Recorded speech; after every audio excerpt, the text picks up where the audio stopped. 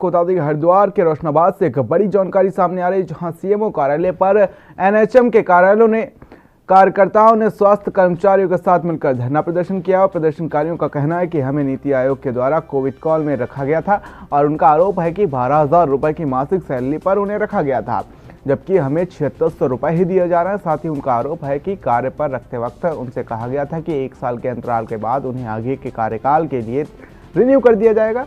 जब मामला इसके विपरीत हुआ तो सभी एएनएम को काम से हटा दिया गया। एएनएम ने आरोप लगाते हुए मुख्य चिकित्सा अधिकारी के पास जाती हैं तो वह जिलाधिकारी के पास भेज देते हैं।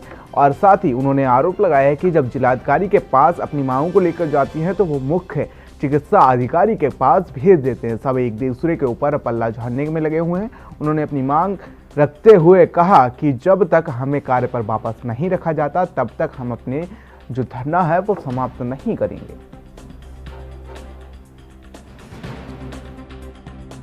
हमारा मामला ये है कि हम नीति आयोग की सब 61 एएनएम हैं जिनको 1 साल के बाद सेवा से निकाल दिया गया है, जबकि जिस टाइम हमारी भर्ती हुई थी उस टाइम हमको ये बोला गया था कि एनएचएम से हो।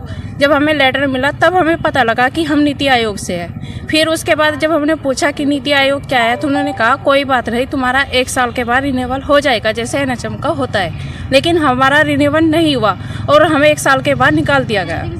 और सैलरी हमें बताई थी 12,500, जबकि हमें मिली है 7600 रुपये।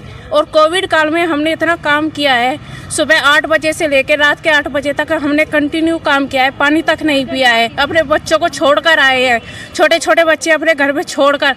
इस बीमारी में हमने काम किया जिस समय कोई घर से बाहर भी नहीं निकलता था, उस समय हमने घर से बाहर निकलकर काम किया है। और आज उसका हमें ये फल मिल रहा है कि हमें निकालकर बाहर फेंक दिया गया है। और अब हमारी कहीं भी कोई सुनवाई नहीं हो रही है, हमसे कुछ भी नहीं। मतलब सीएमओ के पास जाते हैं वो डीएम के पास भेजते हैं, डीएम के पास जाते हैं तो सीएमओ के पास भेजते हैं। अब हम लोग कहाँ जाए, इसलिए आज हम सब यहाँ पे बैठे हैं।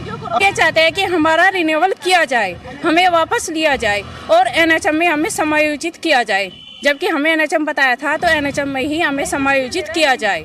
असल इन लोगों की जो नियुक्ति हुई थी नीति आयोग के द्वारा पैसा दिया गया था। उस समय हमारा जो डिस्ट्रिक्ट था उसको फर्स्ट आया था प्राइज में। उस समय करीब 96 से 1 करोड़ के आसपास मिला था, 96 लाख से 1 करोड़। उस फंड से इन लोगों को पेमेंट हो रहा था।